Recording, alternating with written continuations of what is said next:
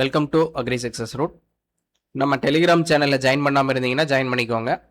Material எல்லாமே நம்ம அதில் தான் ஷேர் பண்ணுவோம். இன்றைக்கி என்ன டாபிக் பார்க்குறோன்னா law of returns and returns to scale. இந்த ரெண்டு டாப்பிக்கும் வந்து பார்த்துருவோம். லா ஆஃப் ரிட்டர்ன்னா ஒன்றும் இல்லை, நம்ம வந்து வேரியபிள் இன்புட்டை வந்து எவ்வளோ சேஞ்ச் பண்ணுறதுனால நமக்கு வந்து அவுட்புட் வந்து எவ்வளோ சேஞ்ச் ஆகுது, அந்த வேரியபிள் இன்புட்டுக்கும் அவுட்புட்டுக்கும் என்ன ரிலேஷன்ஷிப் இருக்குது அப்படின்றத பற்றி தான் படிப்போம் இந்த லா ஆஃப் ரிட்டர்ன்ஸில். இந்த லா ஆஃப் ரிட்டர்ன்ஸில் வந்து ஒரே ஒரு இன்புட் மட்டும் வேரியபிள் இன்புட்டாக இருக்கும். இதே ரிட்டர்ன்ஸ் டு ஸ்கேலில் வந்து எல்லா இன்புட்டுமே வந்து வேரியபிள் இன்புட்டாக இருக்கும். இது வந்து ஷார்ட் ரனில் இருக்கும், அதே ரிட்டர்ன்ஸ் டு ஸ்கேல் வந்து லாங் ரனில் இருக்கும். ஓகேவா? இப்போ லா ஆஃப் ரிட்டர்ன்ஸ் வந்து நம்ம பார்ப்போம். இது வந்து மூணாக வந்து பிரிப்பாங்க. Increasing return, constant return, decreasing return அப்படின்னு மூணாக வந்து பிரிப்பாங்க. இந்த இன்க்ரீசிங் ரிட்டர்னுக்கு வந்து இன்னொரு பேர் வந்து லா ஆஃப் டிக்ரீசிங் காஸ்ட் அப்படின்றாங்க. ஓகேவா? இதில் வந்து என்ன நடக்கும்னா, நம்ம வந்து வேரியபிள் இன்புட்டை வந்து அதிகரிக்க நமக்கு வந்து அவுட்புட்டும் அதிகமாகும். அதுதான் வந்து இன்க்ரீசிங் ரிட்டர்ன்ன்றாங்க. அவுட்புட் அதிகமான என்ன ஆகும்? எம்பிபி, மார்ஜினல் பிசிக்கல் ப்ராடக்ட்டும் இன்க்ரீஸ் ஆகும். அதனால் வந்து இதை லா ஆஃப் இன்க்ரீசிங் ரிட்டர்ன்ஸ் அப்படின்றாங்க. இந்த எக்ஸாம்பிள் பாருங்க. இங்கே வந்து ஃபெர்டிலைசர், இது வந்து அவுட்புட்னு வச்சுக்கோங்க. ஒரு கேஜ் ஃபெர்டிலைசர் போட்டோம்னா நமக்கு வந்து 3 குவிண்டால் வந்து அவுட்புட் கிடைக்குது. 2 போட்டால் 8 கிடைக்குது, 3 போட்டால் 15 கிடைக்குது. இது வந்து இன்க்ரீசிங் ரேட்டில் போயிட்டே இருக்கு. எம்பிபியோட ஃபார்முலா என்னது? டெல்டா ஒய் பை டெல்டா எக்ஸா. இதில் வந்து டெல்டா எக்ஸ் வந்து சேஞ்சஸ் எவ்வளோ? 1க்கும் 2க்கும் சேஞ்சஸ் 1, 2க்கும் 3க்கும் சேஞ்சஸ் 1. அந்த சேஞ்சஸ் தான் வந்து இங்கே போட்டிருக்காங்க. இதே வந்து டெல்டா ஒய் இதுக்கும் சேஞ்சஸ் பார்த்தீங்கன்னா 8 மைனஸ் 3 5. அதுதான் இங்கே அந்த டெல்டா ஒய் போட்டிருக்காங்க. இதை வந்து delta Y by delta X போட்டிங்கன்னா 5 7 8 12 இந்த மாதிரி வருதா. இங்கே வந்து எம்பிபி அதிகமாகிறதுனால இது வந்து இன்க்ரீசிங் ரிட்டர்ன்ஸ்ன்றாங்க. இந்த டேபிளை பேஸ் பண்ணி நீங்கள் கர்வ் போட்டிங்கன்னா எப்படி வரும்னா, இங்கே எக்ஸ் ஆக்சிஸில் இன்புட் வச்சுக்கோங்க, ஒய் ஆக்சிஸில் அவுட்புட் வச்சுக்கோங்க. 1 3 2 8 3 15 4 23 5 35ன்னு போட்டிங்கன்னா இப்படி வந்துருமா. இதை வந்து நீங்கள் ஜாயின் பண்ணிங்கன்னா ஒரு கருவாக வரைஞ்சிங்கன்னா இந்த மாதிரி போகும். இதனால இதை வந்து கரு வந்து கான்வெக்ஸ் டு ஆரிஜின் அப்படின்றாங்க. ஓகேவா? இதே வந்து அல்ஜிப்ரிக்கலி நம்ம எப்படி எழுதணும்னா, சேம் இங்கே எம்பிபி என்ன எழுதியிருக்காங்களோ அதே வந்து இங்கே எழுதிட வேண்டியதா. 1ஓட 2 வந்து பெருசாக இருக்குது, அதனால் 1 லெஸ் தென் 2. ஓகேவா? இதை நீங்கள் பார்த்தீங்கன்னா இங்கே 1ஓட 2 பெருசாக இருக்குது, 2ஓட 3 பெருசாக இருக்குது. அதை தானே இங்கே சொல்ல வராங்க. சேம் அங்கே என்ன இருக்கோ அதை வந்து அப்படியே தூக்கி இங்கே எழுதியிருக்காங்க. அடுத்து வந்து லா ஆஃப் கான்ஸ்டன்ட் ரிட்டர்ன்ஸ் அப்படின்றாங்க. இது வந்துக்கு இதுக்கு வந்து இன்னொரு பேர் கான்ஸ்டன்ட் மார்ஜினல் ப்ரொடக்டிவிட்டி அப்படின்றாங்க. இதில் வந்து என்னென்னா, நம்ம வேரியபிள் இன்புட்டை வந்து வேரியபிள் இன்புட்டை அடிஷன் பண்ண ஃபேக்டர்ஸ் வந்து அதே ஈக்குவல் அமௌண்ட்டுக்கு வந்து ரியாக்ட் ஆகும். அவுட்புட்டுமே ஈக்குவலாக வரும். நம்ம எவ்வளோ இன்புட் கொடுக்குறோமோ சேம் அது மாதிரியே ஈக்குவலாக அவுட்புட் வரும். அதுதான் இங்கே சொல்கிறாங்க. The amount of product, total physical product increases by the same magnitude. இதுதான் வந்து கீ பாயிண்ட்டு. சேமாக இருந்துச்சுன்னா அது வந்து கான்ஸ்டன்ட் ரிட்டர்ன்ஸ் அப்படின்னு அர்த்தம். இது வந்து ஒரு எக்ஸாம்பிள் வந்து கேட்டிருக்காங்க. For each additional unit of input அப்படின்றாங்க. அது இங்கே நீங்கள் இந்த டேபிள் பார்த்தீங்கன்னா உங்களுக்கு புரியும். இது வந்து லா ஆஃப் கான்ஸ்டன்ட் மார்ஜினல் ப்ரொடக்டிவிட்டினும் இதை சொல்லுவாங்க. டேர்ம்டு அஸ் லைனியர் ப்ரொடக்ஷன் ஃபங்க்ஷன்றாங்க. இல்லைனா constant returns is not common relationship in agriculture. ஆமாம், இது வந்து நாட் காமன் தான். இது நம்ம கரெக்டாக அதிகரிக்கும்லாம் சொல்ல முடியாதுல்ல. சேம் அதே எக்ஸாம்பிள் எடுத்துக்கோங்க. ஒரு கேஜ் ஃபெர்டிலைசர் போடுறோம், 5 குவிண்டால் வந்து அவுட்புட் கிடைக்குது. இதை 2 கேஜ் போட்டோம்னா 10 குவிண்டால் கிடைக்குது. 3 கேஜ் போட்டோம்னா 15 குவிண்டால் கிடைக்குது. இந்த மாதிரி வந்து கான்ஸ்டண்ட்டாக இருந்துச்சுன்னா இதுக்கு பேர் தான் வந்து லா ஆஃப் கான்ஸ்டன்ட் ரிட்டர்ன்ஸ்ன்றாங்க. இதோட எம்பிபி நீங்கள் போட்டு பார்த்தீங்கன்னா மார்ஜினல் பிசிக்கல் ப்ராடக்ட் போட்டோம்னா இதை வந்து பார்த்தோம்னா delta Y by delta X போடுங்க. சேம் அதே தான். இங்கே டெல்டா எக்ஸ் எடுத்துக்கோங்க, இங்கே டெல்டா ஒய் இது போட்டிங்கன்னா சேம் டெல்டா எக்ஸ் வந்து இங்கே 1 தான் இன்க்ரீஸ் ஆகிட்டு போயிருக்கு. அதனால் இங்கே 1. இங்கே என்ன எவ்வளோ இன்க்ரீஸ் ஆகிருக்குன்னா 5 இன்க்ரீஸ் ஆகிருக்கு. டெல்டா ஒய் வந்து 5 போட்டிருக்கோம். இதை டிவைட் பண்ணிங்கன்னா 5 கான்ஸ்டண்ட்டாக வரதுனால இது வந்து கான்ஸ்டன்ட் ரிட்டர்ன்றாங்க. இங்கே வந்து சேமாக இருக்கிறதுனால இது அல்ஜிபிரிக்கலிக்கே நம்ம எழுதணும்னா ஈக்குவலாக தானே இருக்குது, அதனால் இங்கே வந்து ஈக்குவல் வருது. இவ்வளோ தான். இங்கே எல்லாமே கான்ஸ்டண்ட்டாக இருக்கிறதுனால இங்கே இதை கருவில் கூட வரைஞ்சிங்கன்னா இங்கே வந்து 1 இங்கே 5 வரும். இதே 2னா 10 வரும், 3னா 15 வரும். இது வந்து கான்ஸ்டண்ட்டாக போகிறதுனால வந்து இதை எல்லாமே நீங்கள் ஜாயின் பண்ணி லைன் வரைஞ்சோம்னா ஸ்ட்ரெயிட்டாக போகும். இதுதான் வந்து கான்ஸ்டன்ட் ரிட்டர்ன்ஸ் அப்படின்றாங்க. அடுத்து வந்து டிக்ரீசிங் ரிட்டர்ன்ஸ் அப்படின்றாங்க, இல்லைனா டிக்ரீசிங் மார்ஜினல் ப்ரொடக்டிவிட்டி அப்படின்றாங்க. எல்லாம் ஒன்று தான். இது என்னன்னா நம்ம அதே வேரியபிள் இன்புட்டை வந்து நம்ம அதிகரிக்க அதிகரிக்க நமக்கு வந்து ஈல்டு வந்து குறைஞ்சிட்டு போகுது அப்படின்றாங்க. அப்படி குறைஞ்சிச்சுன்னா இது வந்து டிக்ரீசிங் ரிட்டர்ன்ஸ் அப்படின்றாங்க. இங்கே வந்து எம்பிபியும் வந்து டிக்ளைன் ஆகிட்டே போகும். இங்கே பார்த்தீங்கன்னா அதே சேம் எம்பிபி வந்து குறைஞ்சிட்டே வரும்.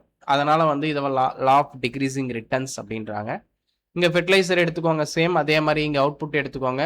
1 kg போட்டோம்னா 15 குவிண்டால் அவுட்புட் வருது. இதே 2 போட்டோம்னா 27 வருது, 3 போட்டோம்னா 35 வருது, 4 போட்டோம்னா 41, 5 போட்டோம்னா 45 அப்படின்னு எடுத்துக்கோங்க. இங்கே வந்து அதே எம்பிபி போடுறதுக்கு டெல்டா எக்ஸ் டெல்டா ஒய் கண்டுபிடிங்க. சேஞ்சஸ் வந்து 1 தான் இங்கே சேஞ்சஸ் ஆயிருக்கு.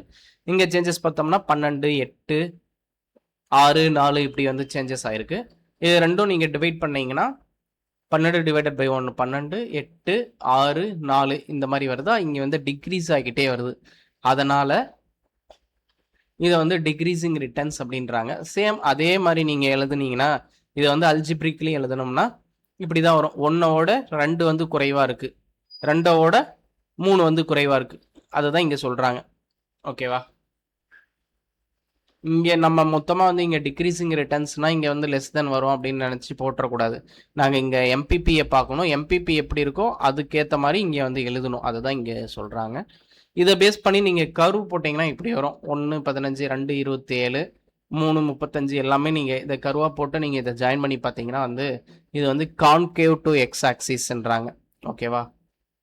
அதுதான் சொல்கிறாங்க, கான்கேவ் டு எக்ஸ் ஆக்சிஸ். இது வந்து வெரி காமன் இன் அக்ரிகல்ச்சர்ன்றாங்க. டிமினிஷிங் ரிட்டர்ன்ஸ் வந்து நம்ம அக்ரியில் வந்து காமனாக இருக்கும் அப்படின்றாங்க. ஆனால் சர்டைன் கண்டிஷன்ஸில் வந்து எந்தெந்த இடத்துல வந்து காமனாக இருக்காதுன்னா நம்ம லேட்டஸ்ட் டெக்னாலஜி இந்த மாதிரி எதனா யூஸ் பண்ணோம்னா அங்கே வந்து எரர் கம்மியாக இருந்துச்சுன்னா மேபி டிமினிஷிங் ரிட்டர்ன்ஸ் இல்லாமல் இருக்கிறதுக்கு கூட பாசிபிலிட்டி இருக்குது. The cost of each additional input of output increases, we produce more and more output, hence it is called law of increasing cost அப்படின்றாங்க. ஓகேவா?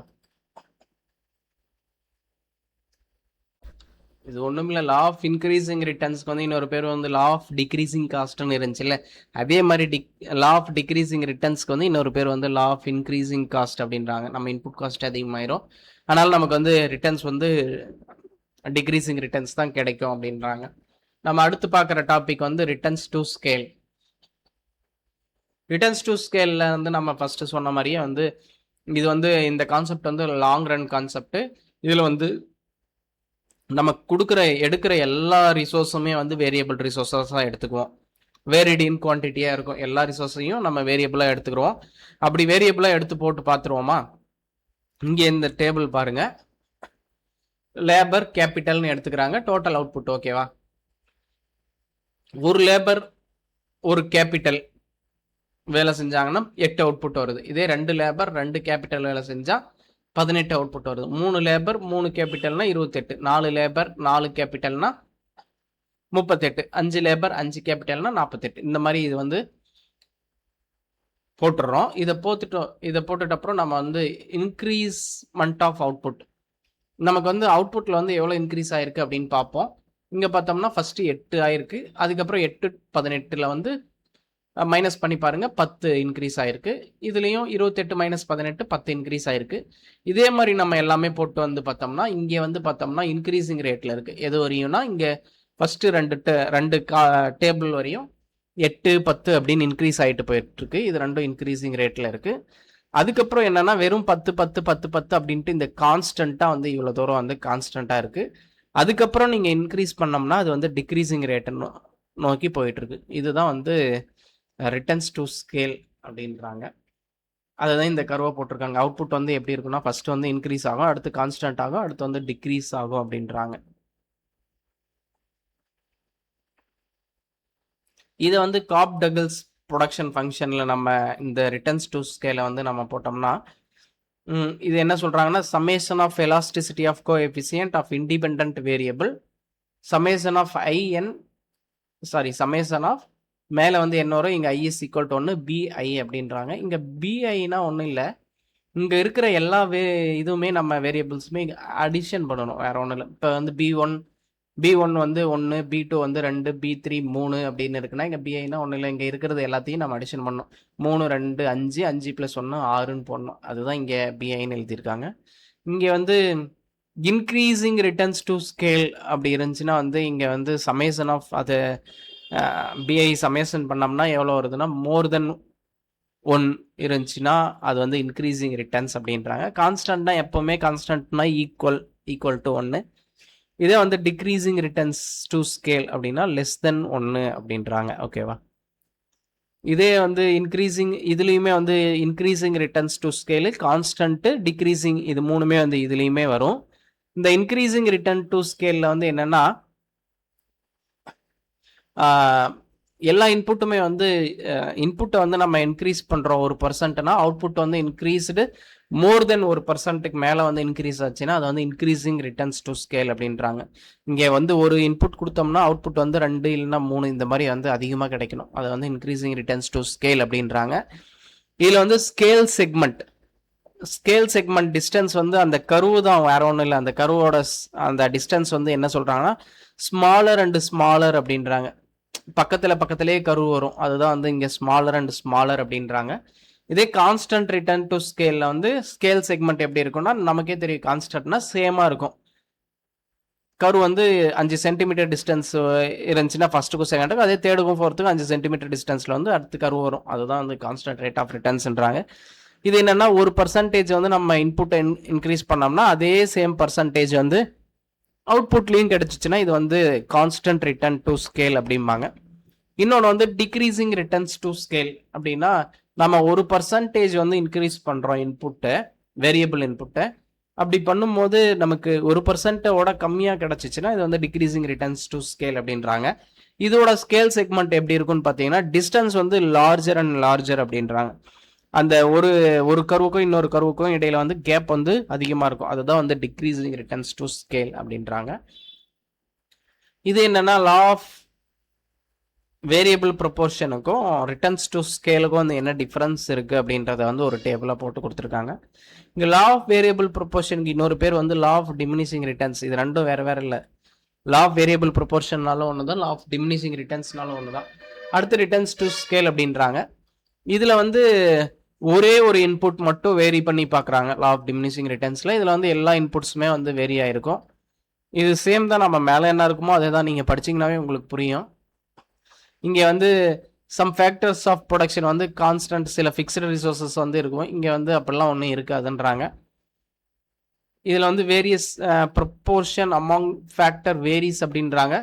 இங்கே வந்து proportion among factors remains same அப்படின்றாங்க. இது வந்து ஷார்ட் ரன்ல இருக்கும், ஷார்ட் ரன் ப்ரொடக்ஷன் ஃபங்க்ஷனில் இது பண்ணுவாங்க. இது வந்து லாங் ரன் ப்ரொடக்ஷன் ஃபங்க்ஷனில் இருக்கும்.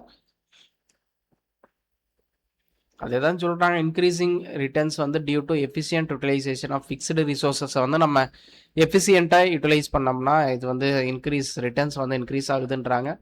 இது வந்து ஸ்கேல் ஆஃப் எக்கனாமிக்ஸ் ஆஃப் ப்ரொடக்ஷன்றாங்க. இது வந்து சைஸ் ஆஃப் பிளான்ட்டை பொறுத்து மாறும் அப்படின்றாங்க. இதில் வந்து நம்ம ஃபிக்ஸ்டு ரிசோர்ஸஸை வந்து ஓவராக எக்ஸ்ப்ளாய்ட் பண்ணோம்னா வந்து அதுக்கடுத்து டிமினிஷிங் ரிட்டர்ன்ஸ் வரும் அப்படின்றாங்க. இங்கே வந்து டிஸ்எக்கனாமிக்ஸ் ஆஃப் ஸ்கேல் அப்படின்றாங்க. டிஸ்எக்கனாமிக்ஸ்னால் ஒன்றும் இல்லை, லாஸ் ஆயிரும் அப்படிங்கிறாங்க. அதே தான் இங்கே வந்து இங்கே ஃபஸ்ட்டு X1க்கு அப்புறம் ஒரு டேஷ் ஒரு கோடு போட்டு பிரித்து காட்டியிருந்தாங்கன்னா இதில் வந்து ஒன்று மட்டும் வேரியபிள் ரிசோர்ஸஸ் அப்படின்றாங்க. இங்கே வந்து எதுவும் பிரிக்கலன்னா அப்போ இது எல்லாமே வேரியபிள் ரிசோர்ஸஸ் அப்படின்றாங்க. இது வந்து ஒரு ரியாலிட்டியாக இருக்கும், இது வந்து மித்து அப்படின்றாங்க. சில எம்சிக்யூ வந்து கொடுத்துருக்கு. ரிட்டர்ன் டு ஸ்கேல் வந்து எந்த ப்ரொடக்ஷன் ஃபங்க்ஷனில் இருக்கும், லாங் ரன். ஓகேவா? In increasing return to scale gradual increase in output. ஓகேவா? ஸ்பேஸ் பிட்வீன் ஐசோகுவான்ஸ் அப்படின்னா இன்க்ரீசிங் ரிட்டர்னில் வந்து எப்படி இருக்கும்னு நம்ம பார்த்தோம். இங்கே ஸ்பேஸ் பார்த்தோம்னா செக்மெண்ட் வந்து ஸ்மாலர் டு ஸ்மாலர்னு இருக்கும். கான்ஸ்டன்ட்டில் வந்து டிஸ்டன்ஸ் சேமாக இருக்கும். டிக்ரீஸில் லார்ஜராக இருக்கும். அதுதான் இங்கே இந்த கொஸ்டினில் வந்து கேட்டிருக்காங்க. இங்கே வந்து ஸ்மால்ன்றது தான் இங்கே டிக்ரீஸ் அப்படின்னு கொடுத்துருக்காங்க. அடுத்து வந்து which one of the following power function, Cobb Douglas ஃபங்க்ஷனுக்கு பேர் வந்து இன்னொரு பேர் வந்து பவர் ஃபங்க்ஷன் வாங்க. For a production function y is equal to a plus bx minus cx square அப்படின்னா mp is indicated b minus 2cx. இதெல்லாம் அப்படியே மெமரைஸ் பண்ணிக்கோங்க. இது வந்து ஸ்கேல் ஆஃப் ப்ரொடக்ஷனு. எக்கனாமிக்ஸில் ஸ்கேல்னா ஒன்றும் இல்லை, reduction in unit cost of production. ஓகேவா? சேம் இதெல்லாம் நம்ம மேலே என்ன படித்தோமோ சேம் அதே தான் நான் இங்கே எம்சிக்யூ கொடுத்துருக்கேன். இதெல்லாம் நீங்கள் ஒரு முறை படித்து பாருங்கள், உங்களுக்கு புரியும். அப்படி எதுவும் புரியலன்னா நீங்கள் கமெண்ட்ஸில் வந்து கேளுங்க. நீங்கள் கேட்டிங்கன்னா தான் எனக்கு தெரியும் உங்களுக்கு வந்து எந்த மாதிரி தேவைப்படுது. இல்லை நான் ஒரு எப்படி சொல்கிறது, ஒரு மோனோட்டாமஸாக போயிட்டுருக்கு. ஏன்னா நம்ம ஃபேஸ் டு ஃபேஸ் மீட் பண்ணல, அதனால் தெரியாது. நீங்கள் என்ன எதிர்பார்க்குறீங்கன்னு தெரிஞ்சால் தான் அதுக்கேற்ற மாதிரி வந்து இது பண்ண முடியும். எம்சிக்யூவை பொறுத்தவரையும் நான் பெருசாக எதுவுமே வந்து டிஸ்கஸ் பண்ணல. ஏன்னா இது மேலே டாப்பிக்கில் பார்த்தது தான் சேம் அதுதான்ட்டு நான் விட்டுறேன். பட் இதுலேயும் உங்களுக்கு எக்ஸ்பிளைன் பண்ணணும் இல்லை அண்டர்ஸ்டாண்ட் ஆகலை அப்படின்னா நீங்கள் கமெண்ட்டில் வந்து நீங்கள் போட்டிங்கன்னா நம்ம மேலும் அதை வந்து டிஸ்கஸ் பண்ணுவோம். இல்லை உங்களுக்கு வேறு என்ன வேணும், என்ன டாபிக் வந்து உங்களுக்கு எக்ஸ்பிளைன் பண்ணணும், இந்த மாதிரி நீங்கள் எது வேணும்னு சொல்லி கேட்டிங்கன்னா அப்போ தான் வந்து நம்மளால் இது பண்ண முடியும். உங்களுக்கு எதுனா தேவைன்னா நீங்கள் கமெண்ட்ஸில் வந்து போடுங்க. நம்ம அடுத்தடுத்த கிளாஸில் வந்து மீட் பண்ணுவோம். நம்ம நெக்ஸ்ட்டு டாப்பிக்கில் வந்து நெக்ஸ்ட் கிளாஸில் மீட் பண்ணுவோம். Okay, thank you.